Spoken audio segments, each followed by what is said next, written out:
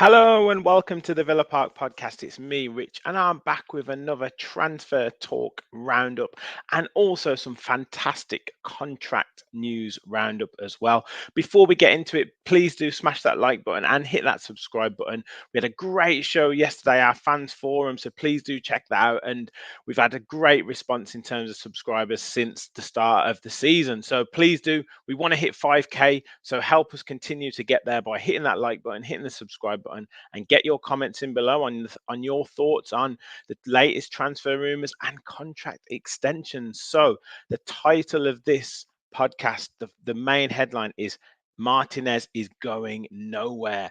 And we got the fantastic news that Emi Martinez signed a new 4-year deal, keeping him at the club, I believe, until 2029. Absolutely phenomenal news. And the world's number one goalkeeper is staying at Aston Villa. And not only did he meet the fans today at the new club shop, but he also revealed that news himself.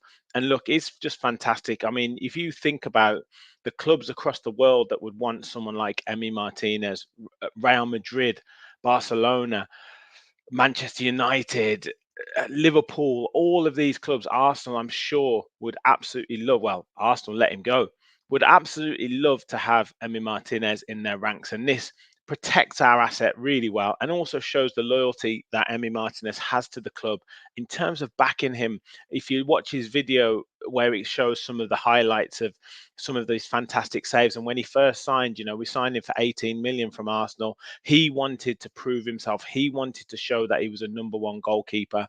And if you look at the rise that he's gone through with Aston Villa, from finishing, in a decent position, 10th or 11th with under Dean Smith, then the struggles under Steven Gerrard, then the massive turnaround under Unai Emery, 7th Conference League, then now into the Champions League. And he's really been a huge part of that journey. And he's massive to us. If you think about the number of points that he wins us every season, it is just fantastic that he has signed a deal. So look, it is going to take huge money to let Emi Martinez go. And it's just fantastic that he has kept with us and he's still going into his peak years as a goalkeeper. So fantastic news. You guys, let me know your thoughts on Emi Martinez committing his future to Aston Villa and getting rewarded for what he's done for Aston Villa as well.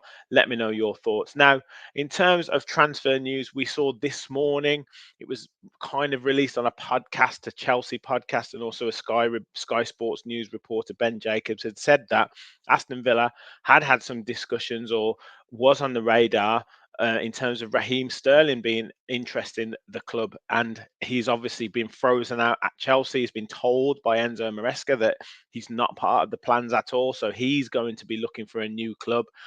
Could that have been Aston Villa? Could they go in with a loan deal, something like that? I mean, his wages are absolutely huge, and it's £300,000 a week or something. He has said he's willing to take some sort of wage cut. I'd imagine if there was some sort of loan deal to go into it, then Chelsea would probably cover some of that, whichever club he goes to. But I don't see it necessarily happening with Aston Villa, if I'm being honest with you. He can operate down the right, he can operate down the left, did feature 31 times last season, started 22 games, did score 8 goals, and missed 11 big chances. And that's one of the issues with Raheem Sterling in terms of those missed chances. Scored 3 with his left foot, 5 with his right foot, and did win 3 penalties. So, look, he does have ability. He does produce numbers. It's just he misses far too many chances, in my opinion, and also doesn't necessarily get involved in the game as much as he should do. And I don't think he suits Unai Emery's style of play, to be honest with you. 4 assists, 7 big chances created. So the numbers are there, but I don't think that he would fit in with Unai Emery's style and would not fit in, I don't think, at all with our wage structure. But these type of players are going to be pushed towards Aston Villa. Aston Villa are going to be recommended to some of these players. We've seen Joe Gomez in discussions with him. He wants, now we're in Champions League football. These players that are at these bigger clubs, the Liverpools, Chelsea's, Manchester United's, will now look at, suddenly Aston Villa. Oh, that's an interesting proposition. Unai Emery, what a good manager he is. He could help me. But we've got to be very careful in terms of keeping that structure, keeping those characters in the squad that we need, and also not going too above our wage bill and not I guess, not rewarding the players that are already here with us, the likes of Emi Martinez. So I definitely don't see Raheem Sterling, a good player though he is. I just don't see him coming in to Aston Villa and fitting into our style. Now, we obviously discussed John Duran and whether he's going to stay. He scored the winner against West Ham, and it's also been talked about of us looking at Samu Omodorion, and he is very, very highly rated player currently at Atletico Madrid. Played on loan at Alaves last season. Played 34 times, scoring 8 goals. Also come through Granada, the B side, 14 goals in 32 appearances. And yeah, he has now represented Spain from under 19s up to under 23 level. 6'4" player, age 20. I guess a kind of similar profile to a John Duran.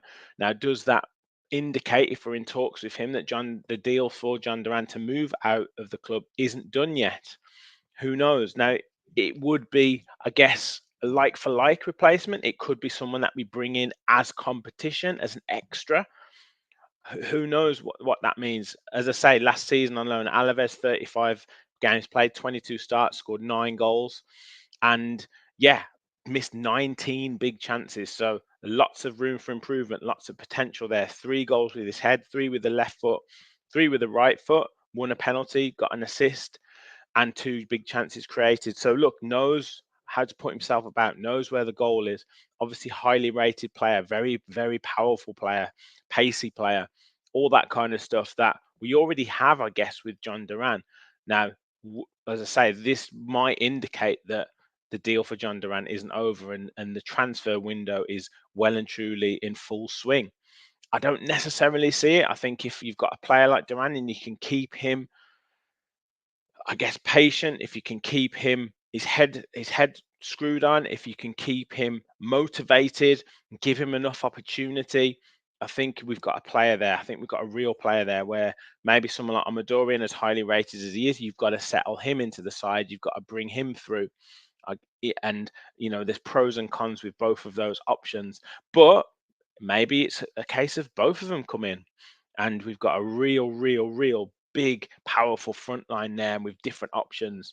You guys let me know your thoughts in the comments. We've obviously let Cameron Archer go. There might be a spot there for another striker to come in.